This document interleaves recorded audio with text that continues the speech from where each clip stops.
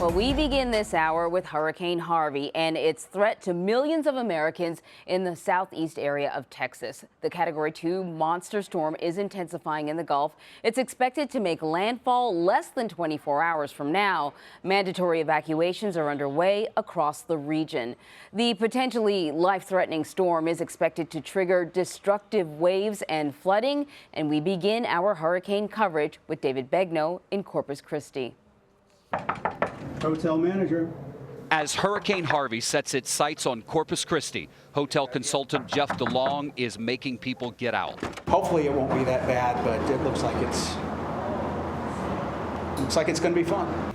Across southern Texas, grocery store shelves are bare.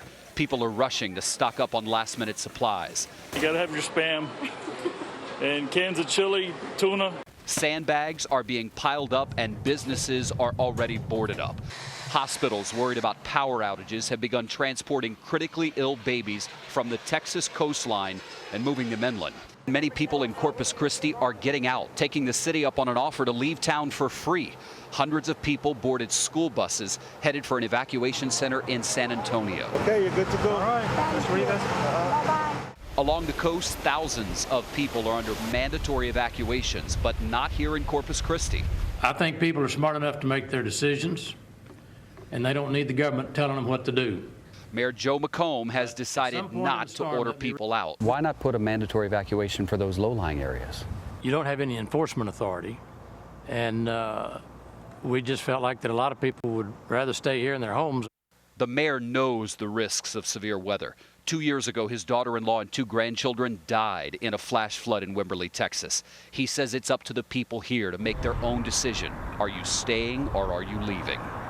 My family, there were no warnings on the flash flood at Wimberley. I don't want that experience to happen to anybody else.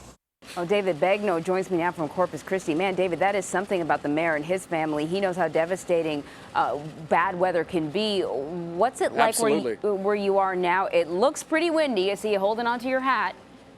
Yeah, we're starting to feel tropical storm force winds right now. The northern rain bands of this hurricane are already starting to move on shore. When I look around, I got to tell you, most of the businesses around here are boarded up. It is a ghost town in Corpus Christi. People have either gotten out or they have hunkered down in their homes. And I got to tell you, a lot of people have decided to stay. Call it stubborn, call it stupid. I grew up on the Gulf Coast in Louisiana. A lot of people say, oh no, done it before, we'll be fine. A lot of people feel this way. Bottom line, this is it's predicted to be a Category 3. That's a major hurricane. The last time that happened was 2005.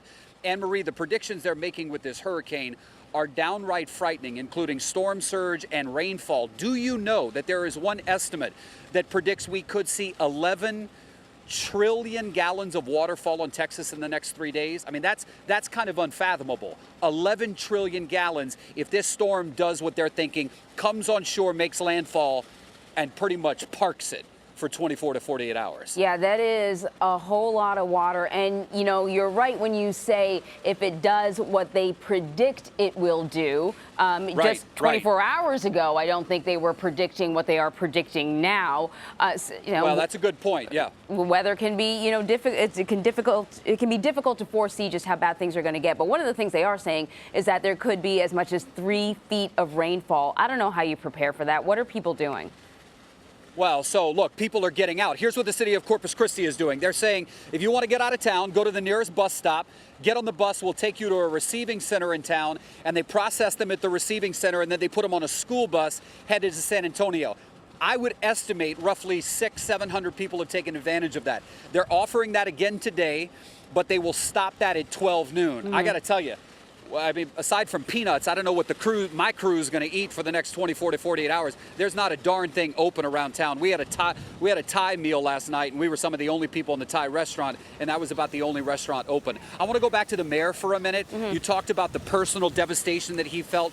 He said, look, this is more than just what happened to my family and how I feel about it. He said, if I order a mandatory evacuation, that means every hospital in town, every nursing home, they got to get out because I'm telling them it's mandatory. At this point, he doesn't feel like it's necessary, but he said, look, I reserve the right to change my mind. My producer's got a doctor who's a pediatric specialist at a hospital in town. He and his colleagues have been told they have already evacuated some of the most critically ill babies, if you will, at that hospital who are in the neonatal intensive care unit. They have taken them to a hospital in Fort Worth. The concern is if the power goes out and they can't run those ventilators, then you got a real problem. Yeah, we saw some of that video, David, and that's a really good reminder. You know, people wonder why officials don't just get in there and force everyone to leave. It's not that simple. Some people can't leave, and so they have to hunker down. David Begnaud in Corpus Christi, I know the storm will be hitting there very hard, so David, please stay safe. You bet. Thank you.